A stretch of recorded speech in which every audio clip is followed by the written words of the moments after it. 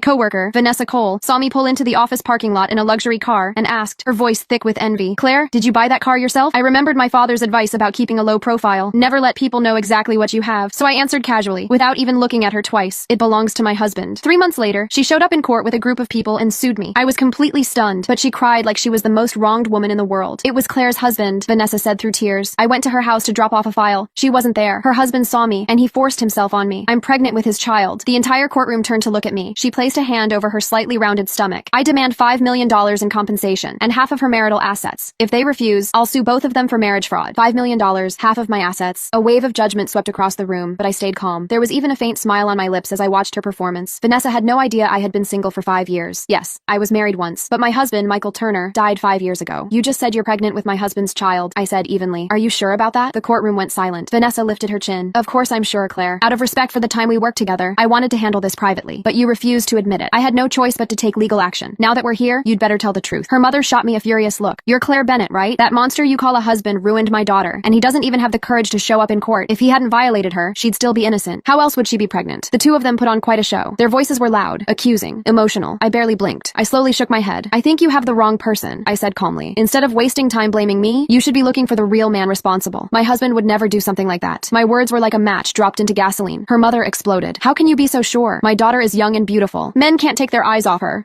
I'm sure your husband isn't some saint. If she hadn't gone to your house to deliver that file, she wouldn't have been attacked." Vanessa began crying harder, holding her stomach. "Because of him, my life is ruined," she sobbed. "I can't get married, and now I'm pregnant. The doctor said if I get an abortion, I might never have children again." She looked at me with red, swollen eyes. "My demands aren't unreasonable. $5 million for emotional damage and a share of your assets. After all, I'm carrying your husband's child. Your family is wealthy. Can't you afford that?" A faint, mocking smile appeared on my lips. "There it is," I said quietly. "The real you." Her face stiffened. This was always about money, wasn't it? Her eyes flickered for just a second. "I'm the victim here. Do I not have the right to seek justice?" I leaned back in my chair. "Vanessa, you're more calculating than I thought." Her composure almost cracked, but I wasn't done. "You just said you're pregnant with my husband's child," I repeated calmly. "Say his name." She didn't hesitate. "Michael Turner." The name hung in the air. The room felt suddenly smaller. I folded my hands together and looked straight at her. "Michael Turner," I said slowly, "has been dead for 5 years." Silence fell like a heavy curtain, and for the first time since this circus began, Vanessa looked afraid. For a few seconds, no one moved. Vanessa's lips parted slightly, but no sound came out. Her mother was the first to react. "That's a lie," she snapped. "You're making that up to protect him." I didn't raise my voice. "I buried him," I said calmly. "There's a death certificate, a funeral, a grave." Murmurs spread across the courtroom. Vanessa's lawyer leaned toward her and whispered something urgently. I watched her swallow hard before straightening her back again. "You think this is funny?" she shot back. "I met him. I spoke to him. He told me his name was Michael Turner." I tilted my head slightly. "And you just believed that?" "He knew details about you," she insisted. "About your house, your habits. He answered a phone call from you while I was there. I heard your voice." That made my pulse shift slightly. I kept my face neutral. "You heard my voice?" "Yes."